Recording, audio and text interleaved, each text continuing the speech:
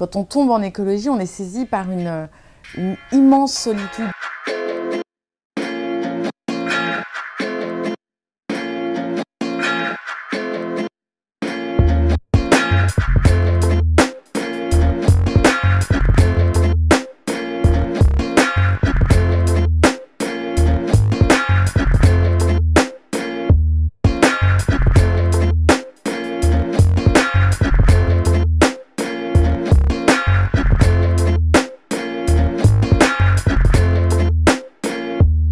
Il est fondamental et essentiel de se rassembler. Alors de se rassembler à la fois avec des gens qui comprennent ce que vous êtes en train de traverser.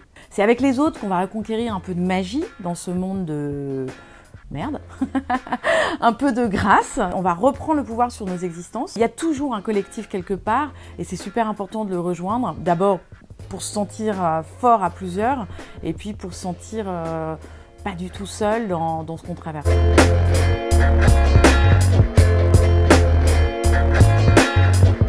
Qui est-ce que je veux être dans les temps qui me restent, dans les temps qui viennent, qui vont être assez chahutés quand même? Et qu'est-ce que je peux faire? Seule l'action des livres de la mort, elle soigne en tant que telle, et l'action politique encore plus. On nous demande d'aller voter régulièrement, de nous intéresser à des débats complètement obsolètes, ineptes. On a des enjeux absolument phénoménaux qui arrivent. Vite, agissons et testons des milliards de choses. Après, il faut faire attention à un truc, c'est le PFH, le putain de facteur humain. On a beau être des écolos, etc., des gens gentils qui voudraient un futur juste pour tout le monde et chacun. On a beaucoup de vieux réflexes qui viennent du passé, donc il faut vraiment faire super attention à ça.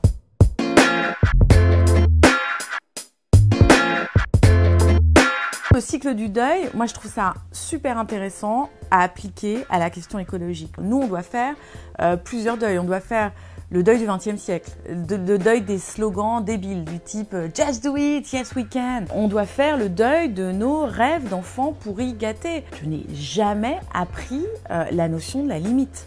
On m'a jamais parlé de renoncement. Tout ça, c'est terminé en fait. On est maintenant au pied d'un mur. Les limites de la planète viennent nous dire que tout ça n'est plus possible. Donc il va falloir qu'on fasse le deuil de beaucoup de choses.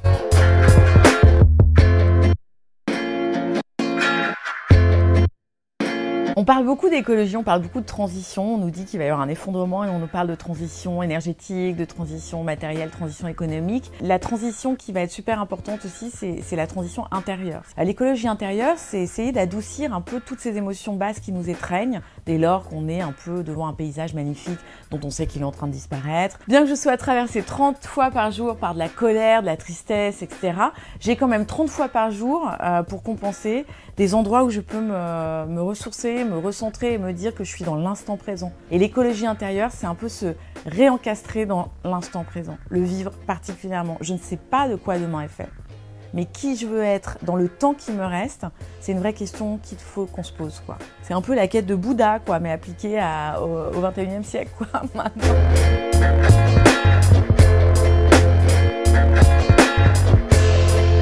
La nature, c'est une aventure particulièrement paradoxale. C'est-à-dire qu'on est en train de la détruire et pourtant c'est elle qui nous tient en bonne santé, y compris en bonne santé mentale. Vous rentrez dans une forêt, si vous aviez quelqu'un pour vous prendre votre taux d'hormones du stress avant et après 20 minutes de marche en forêt, eh ben, il vous dirait que vous avez le taux d'hormones de stress qui a baissé de 16 à 20% à peu près. On a tendance, nous, à nous balader un peu hors sol, comme si on devait domestiquer la nature.